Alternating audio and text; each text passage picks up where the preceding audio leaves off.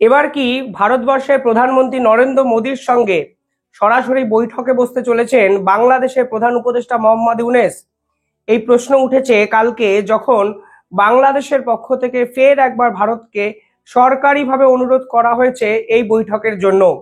অর্থাৎ মোহাম্মদ ইউনূস মুখে যতই ভারত বিরোধিতা কথাবার্তা বলুক, আলটিমেটলি বৈঠকের টেবিলে তিনি বসতে চাইছেন ভারতবর্ষের প্রধানমন্ত্রী নরেন্দ্র মোদীর সঙ্গেই। আজকে এই প্রতিবেদন প্রকাশিত হয়েছে ভারতের অন্যতম সংবাদপত্র আনন্দবাজারে। আমি শেষ 2 মাস ধরে বিভিন্ন ক্ষেত্রে বলেছিলাম, নিউ ইয়র্কেও কিন্তু জয়শঙ্করকে ধরে প্রধানমন্ত্রী নরেন্দ্র মোদী এবং মোহাম্মদ ইউনূসের একটি বৈঠক করানোর চেষ্টা করেছিলেন পররাষ্ট্র উপদেষ্টা। কিন্তু বাংলাদেশ এই সরকারের যে ভ্যালিডিটি নেই তা কিন্তু সরাসরি সেদিন জানিয়ে দেওয়া হয়েছিল। অর্থাৎ এই অন্তর্বর্তীকালীন সরকার কোনো নির্বাচিত সরকার নয়। তাই ভারতবর্ষ এই সরকারের সঙ্গে সম্পর্ক লং টার্ম ডিল আকারে দেখছে না। তাই সরাসরি অন্তর্বর্তীকালীন সরকারের সর্বময় কর্তা মোহাম্মদ ইউনূসকে কার্যত প্রত্যাখ্যান করেছিলেন ভারতবর্ষের প্রধানমন্ত্রী নরেন্দ্র মোদী। কিন্তু এবার তারা সরাসরি অনুরোধ জানিয়ে বলেছেন, কিছুদিন পর ব্যাংককে বিমস্টেক সম্মেলন আছে। এই ব্যাংককের বিমস্টেক সম্মেলনে প্রধানমন্ত্রী নরেন্দ্র মোদী এবং বাংলাদেশের পক্ষ থেকে মোহাম্মদ ইউনূস একই সঙ্গে উপস্থিত থাকবেন। তাই বাংলাদেশ সরকার এখন চেষ্টা করছেন এই বিমস্টেক সম্মেলনে যদি প্রধানমন্ত্রী নরেন্দ্র মোদীর সঙ্গে মোহাম্মদ ইউনূসের একটি মিটিং করানো যায়। আনন্দবাজার অনেক কিছু জানিয়েছে এই বিষয়ে ডিটেইলিংয়ে। আমি সমস্ত কিছু আজকে এই ভিডিওতে বলছি না, কিন্তু এই মিটিং করা উচিত নয় কিংবা উচিত কিনা তা নিয়ে ভারতবর্ষের স্বরাষ্ট্র দপ্তর, বিদেশ মন্ত্রক, এমনকি প্রধানমন্ত্রীর দপ্তরও কিন্তু কার্যত দ্বিধা বিভক্ত।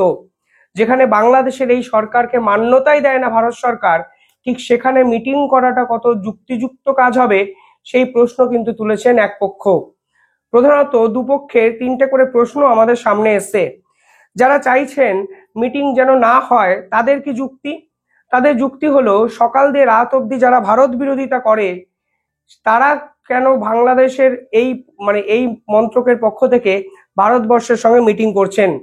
অর্থাৎ সকাল দিয়ে রাত অবধি তোমরা ভারত বিরোধিতা করবে, অথচ ভারতবর্ষের প্রধানমন্ত্রীর সঙ্গে তোমরা বৈঠক করবে, এই দ্বিচারিতা কেন? অর্থাৎ কোনো অবস্থায় যেন এই মিটিং ব্যাংককে না হয়। দ্বিতীয় যে কারণ তারা বলছেন যে অবিলম্বে বাংলাদেশকে পাকিস্তানের মতো বয়কট ঘোষণা করে দেওয়া হোক।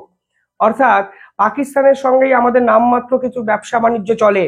কালকেও চিনি পাকিস্তানে পাঠানো হয়েছে, সেটা ব্যবসায়ী লাভের কারণে, সেটা অন্য ইস্যু।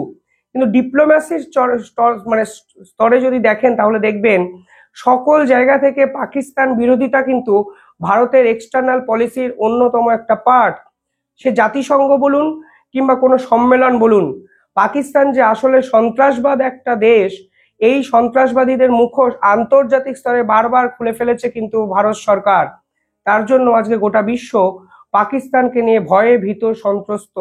এমনকি প্রধানমন্ত্রী নরেন্দ্র মোদীর ভাষণে উঠে এসছে লাদেন প্রসঙ্গ। তিনি সরাসরি কিছুদিন আগেও বলেছেন লাদেনকে কিন্তু খুঁজে পাওয়া গেছিল পাকিস্তানেই। অর্থাৎ ইউএন ডেজিগনেটেড একাধিক সন্ত্রাসবাদীদের আশ্রয়স্থল হলো পাকিস্তান। তাই পাকিস্তান হলো সন্ত্রাসবাদের এপি সেন্টার। একাধিক বিশ্লেষকরা বলছেন বাংলাদেশকে অবিলম্বে পাকিস্তানের মতো সমগোত্রীয় সন্ত্রাসবাদী এক রাষ্ট্রের স্বীকৃতি দেওয়া হোক এবং ভারতবর্ষ আন্তর্জাতিক স্তরে এই বিষয়টা রেজ করুক। ভারতবর্ষের সেনাপ্রধান সরাসরিভাবে বাংলাদেশকে কিছুদিন আগে সন্ত্রাসবাদ নিয়ে হুঁশিয়ারি দিয়েছিলেন। জয়শঙ্কর সরাসরি বলেছিলেন, আপনারা ঠিক করুন আপনারা কি চান। সকালে উঠে ভারত বিরোধিতা করবেন, কিন্তু দিনের শেষে ভারতের সঙ্গে সম্পর্ক রাখতে চাইবেন, বৈঠক করতে চাইবেন, একসঙ্গে দুটো হতে পারে না। তাই এক পক্ষ এই জয়শঙ্কর এবং সেনাপ্রধানের এই কথাটিকে কার্যত অ্যাকসেপ্ট করতে বলছেন এবং বলা হচ্ছে কোনো অবস্থায় যেন প্রধানমন্ত্রী নরেন্দ্র মোদী মোহাম্মদ ইউনূসের সঙ্গে কোনো মিটিং না করেন। 3 নম্বর কারণ যে কারণে তারা এই মিটিং চাইছেন না তা হলো, দেখবেন ভারত বিরোধিতা করা এক জিনিস, কিন্তু ভারতকে আন্তর্জাতিক স্তরে মিথ্যুক প্রমাণ করার চেষ্টা কিন্তু অন্য জিনিস। এই বাংলাদেশ সরকার দিনের পর দিন সংখ্যালঘু নির্যাতন নিয়ে ভারত বিরোধিতা করেছেন, শুধু তাই নয়, তারা ভারতকে মিথ্যাবাদী প্রমাণের চেষ্টা করেছেন আন্তর্জাতিক স্তরে। যেখানে ভিডিও, ছবি, ফুটেজ, অন্তত বর্তমানে ইন্টারনেটের যুগে সবকিছু মার্কেটে অ্যাভেলেবেল, ঠিক সেখানে তারা বারংবার করে ভারত বিরোধিতা করে ভারতকে মিথ্যুক প্রমাণের চেষ্টা করেছেন সর্বক্ষেত্রে। অথচ দিনের পর দিন চাল, ডাল, দুধ, গম, চিনি সমস্ত দ্রব্যের সুযোগ সুবিধা কিন্তু বাংলাদেশ সরকার নিয়েছে। অর্থাৎ যারা জিওপলিটিক্যাল রাজনীতি বোঝেন, মানে এই যে পার্টিকুলারলি দ্বিচারিতা, তা যে কখনো একটা দেশের এক্সটার্নাল পলিসির পার্ট হতে পারে না, তা কিন্তু ভারত সরকার বোঝাতে চাইছে এই সময়, এবং এটা বোঝানো উচিত বলেই মনে করছেন এক পক্ষ। কিন্তু যারা চাইছেন এই মিটিং হওয়া উচিত, তারা কি বলছেন আমি দুপক্ষই আপনাদের সামনে রাখছি, আপনারা কমেন্টে জানাবেন ভারতের কি করা উচিত। এবং আপনারা চাইলে আনন্দবাজারের সম্পূর্ণ প্রতিবেদনটা পড়েও দেখতে পারেন। যারা চাইছেন এই মিটিং হোক, তারা কি বলছেন, বলছে এতে ভারত বিরোধিতা বাড়তে পারে, যদি মিটিং না হয় তাহলে ভারত বিরোধিতা নাকি আরো বাড়বে বাংলাদেশে। আমার নির্দিষ্ট কিছু কথা এই সপক্ষে আছে, যে ভারত বিরোধিতা বাড়বে যদি মিটিং না হয়, মিটিং কম করলে ভারত বিরোধিতা কমে যাবে, সেই পার্টিকুলার নিশ্চয়তাটা কোথায়?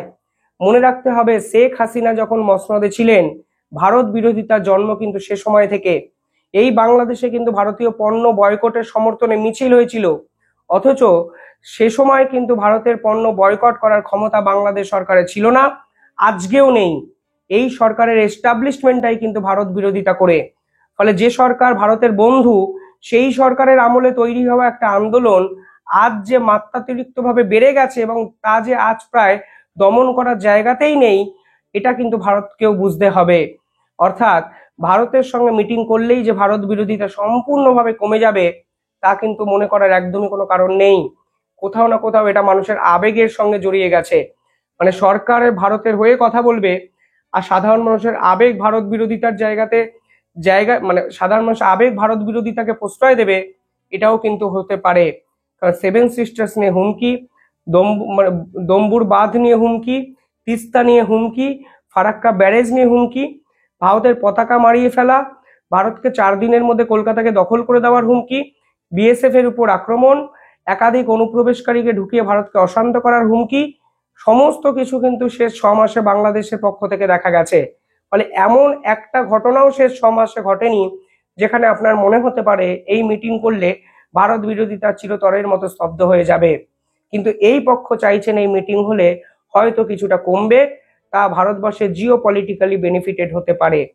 দ্বিতীয় কি কারণ হতে পারে?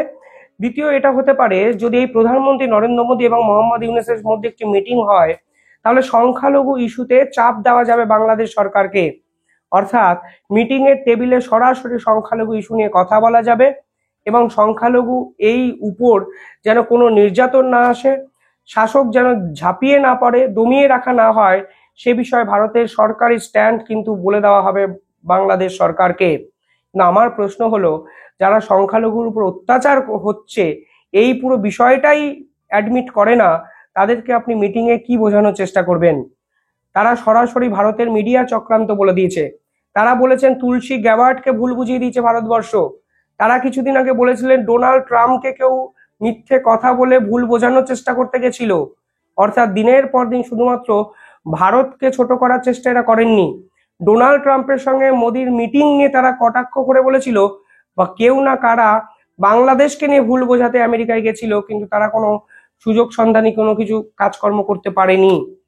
অর্থাৎ এই মিটিং হলেই যে চাপ সৃষ্টি করা যাবে, সেই পুরো বিষয়টা নিয়েও কিন্তু অনেকে ধোঁয়াশা থেকে যাচ্ছে, এবং অনেকে প্রশ্ন চিহ্ন তুলবেন এটা কিন্তু মনে হয়। 3 নম্বর কারণ, তারা বলছেন দেখুন বাংলাদেশের এখন যে মার্কেট, তা সম্পূর্ণভাবে চীন এবং পাকিস্তানের জন্য উন্মুক্ত করে দেওয়া হয়েছে।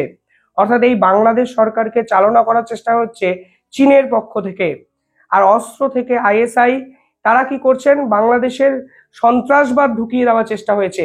অর্থাৎ গ্রাউন্ড লেভেলে পাকিস্তানের প্রভাব, এবং ডিপ্লোম্যাসি স্তরে সরকারি মহলে চীনের প্রভাব কিন্তু বেড়েছে শেষ 6 মাসে। এবার ভারতবর্ষের পলিসিটা কি? ভারতবর্ষকে যদি এই প্যাসিফিক ওসিয়ানে ডমিনেট করতে হয়, তাহলে ভারতবর্ষ নেপালের পাশে আছে, ভুটানের পাশে আছে, মালদ্বীপসের পাশে ছিল, শ্রীলঙ্কার পাশে আছে, একাধিক প্রতিবেশী দেশের উপর ভারতবর্ষ কিন্তু ইনভেস্ট করেছে। ঠিক সেখানে সম্পূর্ণভাবে বাংলাদেশকে বয়কট করলে, ডিপ্লোম্যাসির জায়গা থেকে যদি আপনারা ভাবেন, তাহলে দেখবেন এই বাংলাদেশকে কিন্তু চীন এবং পাকিস্তানের হাতে সম্পূর্ণভাবে তুলে দেওয়া হচ্ছে। কারণ এই মোহাম্মদ ইউনূসের সরকারের ভ্যালিডিটি ম্যাক্সিমাম আর 3টে মাস, খুব বেশি হলে টেনে টুনে 6 মাস যেতে পারে।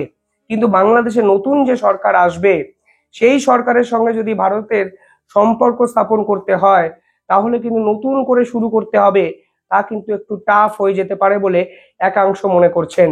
এবং শেখ হাসিনা ইস্যু নিঃসন্দেহে নতুন সরকার কিভাবে নেবে সেটাও কিন্তু একটা বড় প্রশ্ন।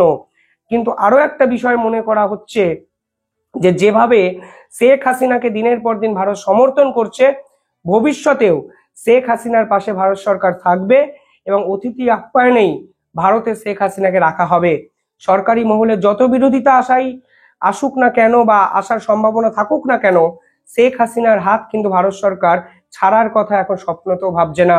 এবং এই মিটিং এ যদি মোহাম্মদ ইউনূস এবং নরেন্দ্র মোদী একত্রে বসেনও, তাহলে শেখ হাসিনা পর্ব নিয়ে কোনো আলোচনা করারই দম বা হিম্মত কিন্তু বাংলাদেশের আর থাকবে না, যা আগের পররাষ্ট্র উপদেষ্টার সঙ্গে জয়শঙ্করের মিটিং এর সময়ও আমরা দেখেছিলাম।